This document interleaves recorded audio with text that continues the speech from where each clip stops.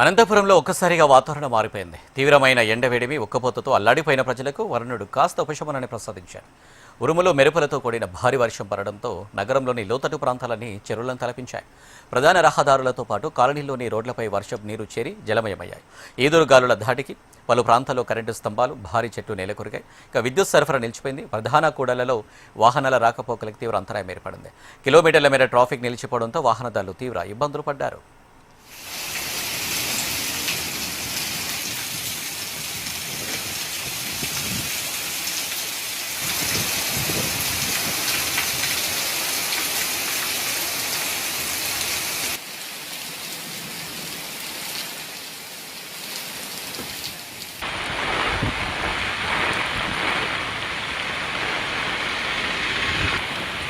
Kapıdan ha.